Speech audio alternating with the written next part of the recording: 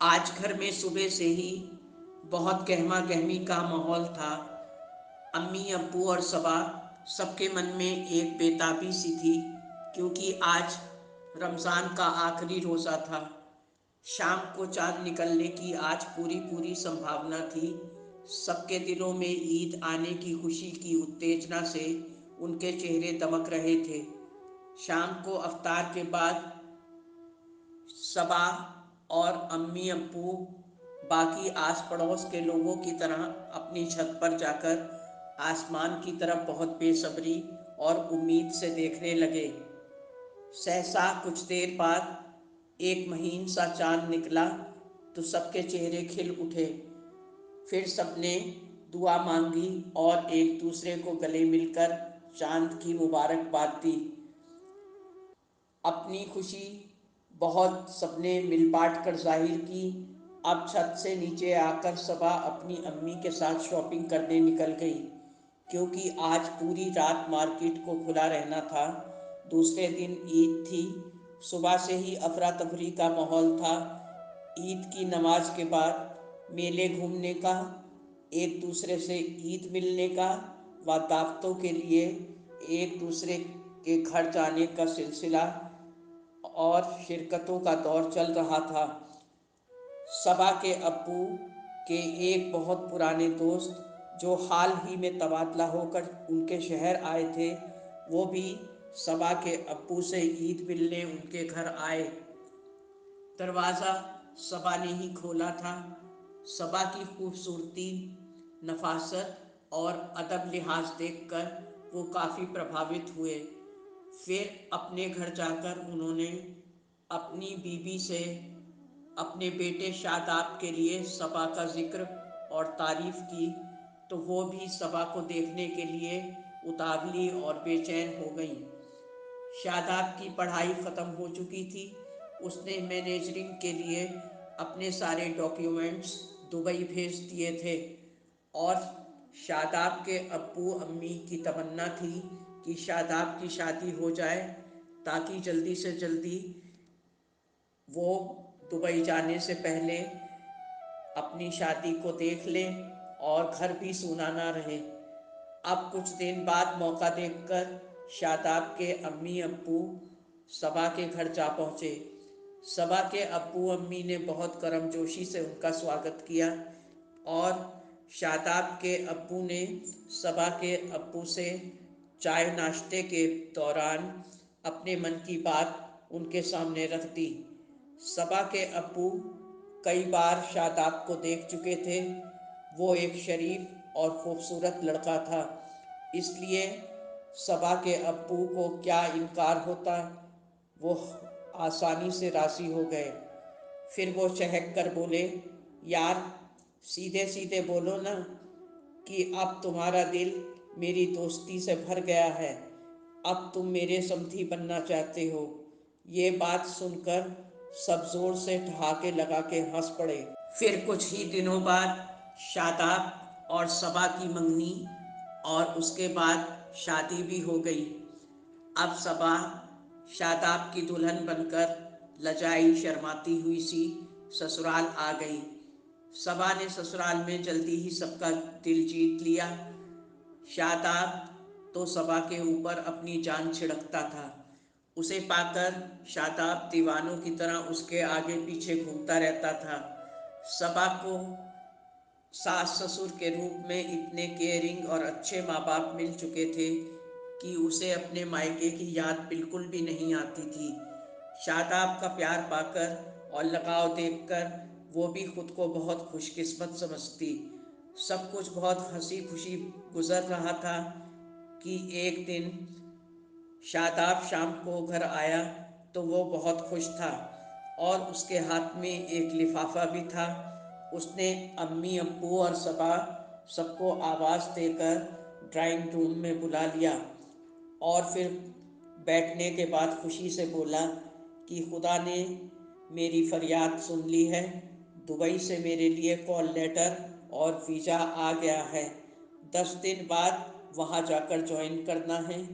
अम्मी अब्बू ने हाथ उठाकर खुदा का शुक्र अदा किया, और शादाब की पेशानी को चूम लिया और उसे बहुत बहुत मुबारकबाद भी दी, लेकिन सबा रुआसी और खामोश हो गई।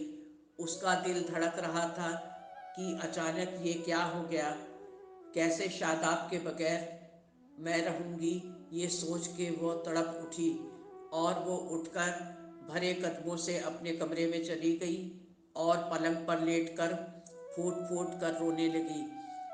कुछ देर बाद शादाब भी वहाँ आया तो उसने सबा को समझाया, अरे पगली, रो क्यों रही हो? खुदा ने इतना अच्छा मौका दिया है, 3 साल की ही तो बात है। मैं वहाँ से इतनी दौलत कमा कर लाऊंगा कि जिन चीज़ों से हम आज महरूम हैं वो हम आसानी से हासिल कर सकते हैं, और हमारा फ्यूचर भी सेफ रहेगा। और फिर उसे पैसे की यहाँ कोई कमी ना होगी और हम यहाँ कोई अपना बिजनेस कर लेंगे। इस तरह प्यार दुलार मनुहार से शादाब ने सबा को मना ही लिया। अब 10 दिन के बाद शादाब दुबई चला गया। सबा को अब कुछ अच्छा न लगता, वो छिप छिप कर रोती रहती। शादाब के खत आते रहे और वो उसे तसल्ली देता रहा। इस तरह धीरे धीरे बहुत मुश्किल से जब 3 साल गुजर गए तो सबा खिल उठी कि अब शादाब वापस आने वाले हैं। लेकिन शादाब तो नहीं आए, मगर उनका ख़त ज़रूर आ गया। धड़कते दिल से सबा ने ख़त को खोल कर पढ़ा तो उसकी आंखों के सामने अंधेरा छा गया।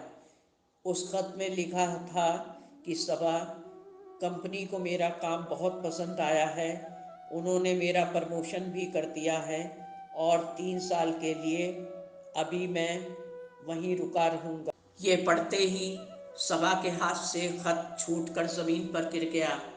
उसे समझ नहीं आ रहा था कि इस खबर को पढ़कर वो हंसे या रोए।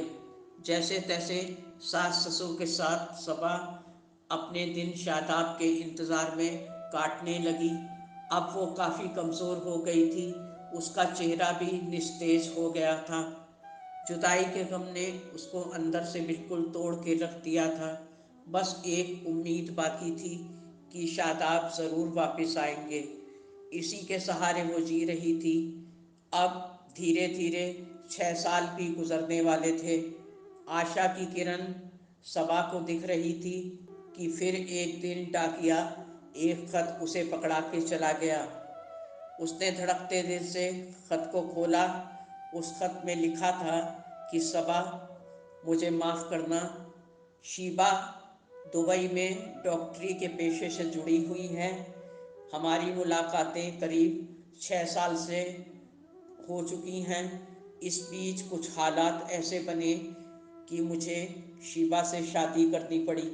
शीबा और उसके घर वाले दुबई के ही नागरिक हैं, उन्होंने मुझे भी वहीं की नागरिकता दिलवा दी है। तुम अगर कहो तो मैं तुम्हें अभी तलाक के कागज़ भेज दूं, या फिर तलाक ना चाहो तो मेरे या अपने घर में आराम से रहो। मैं तुम्हें यहाँ से बराबर वहाँ खर्चा भेजता रहूँगा, और अब मैं इंडिया कभी नहीं आऊँगा, क्योंकि शीबा के अलावा यहाँ मेरे अपने 2 बच्चे भी हैं। और अंत में सिर्फ शादाब लिखकर ख़त को बंद कर दिया। सबा की दुनिया लुट चुकी थी। बिना किसी कसूर के उसे इतनी बड़ी सज़ा मिली थी जिसकी कहीं कोई भरपाई या अंत ना था। दोस्तों, उम्मीद है ये कहानी आपके मन को भी तड़पा गई होगी और बहुत बेचैन कर गई होगी कि इंसान कैसे इतना स्वार्थी हो जाता है कि खुद से जुड़े अहम रिश्तों के भरोसे का खून कितनी आसानी और बेदर्दी से कर देता है। दोस्तों, चैनल को सब्सक्राइब और वीडियो को लाइक करना ना भूलें। रिश्तों की नींव सिर्फ भरोसे पर टिकी होती है। किसी की अमानत में ख़यानत करना खुदा के हुजूर में सबसे बड़ा गुनाह है। धन्यवाद। आपकी अपनी जैस्मीन।